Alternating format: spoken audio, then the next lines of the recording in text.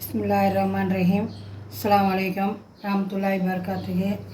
பருப்பும் பூசணிக்காயும் போட்டு சாம்பார் வைக்க போகிறோம். பாருங்கள், அதுக்கு தேவையான பொருட்கள் பாருங்கள். பூசணிக்காய் கட் பண்ணி வச்சுருக்கோம். இந்த மாதிரி கட் பண்ணி வச்சுருக்குறோம். பாருங்கள், மிளகாத்தூள், ஜீரகத்தூள், மல்லித்தூள் எடுத்து வச்சுருக்குறோம். மசாலாவுக்கு தாளிக்கிறதுக்கு வெங்காயம், கருவேப்பிலை தழை, தக்காளி குழம்புக்கு இதுலேயும் ஒன்று போட்டு பருப்பில் வேக வச்சுருக்கோம். இருந்தாலும் ஒன்று போடலான்னு எடுத்து வச்சுருக்குறோம். பாருங்கள், பருப்பு வேக வச்சு எடுத்து வச்சுருக்கோம். தேங்காய் அரைச்சி வச்சுருக்குறோம். புளியெலாம் போடலை. இது பொரிக்கிறதுக்கு எடுத்து வச்சுருக்குறோம். பூசணிக்காய் சாம்பார், பூசணிக்காய் பொரியல், அதுக்கும் வெங்காயம், பச்சை மிளகாய் எல்லாம் கட் பண்ணி வச்சுருக்கோம். காட்டுறோம் பாருங்கள். வாங்க வீடியோக்குள்ளே போகலாம். பாத்திரம் வச்சு எண்ணெய் ஊற்றிருக்கோம். தாளிச்சிக்கலாம். சாம்பார் தாளிச்சிக்கலாம். எண்ணெய் ஊற்றிக்கலாம்.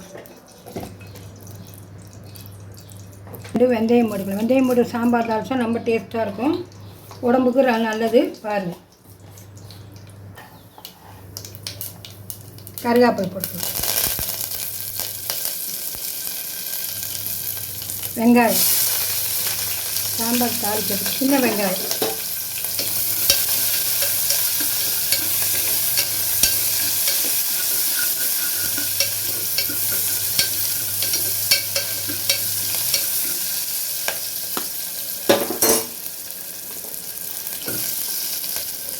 பூசணிக்காய் போட்டுக்கலாம். கட் பண்ணி வச்சுக்கலாம்.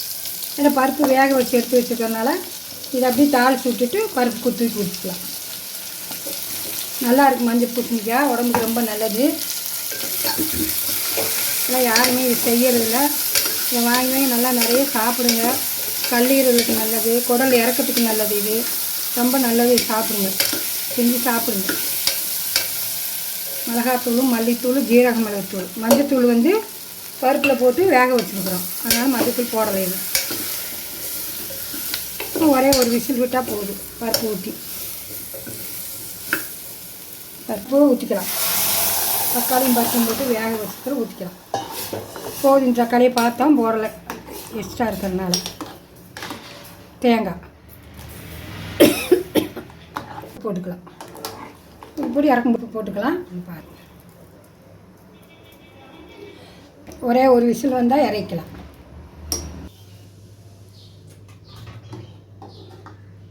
சாம்பார், பூசணிக்காய் சாம்பார் நல்லா இருக்கும். பாருங்கள்,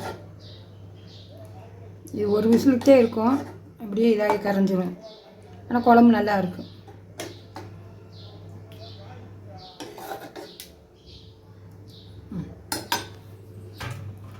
பாருங்கள், பூசணிக்காய் சாம்பார்.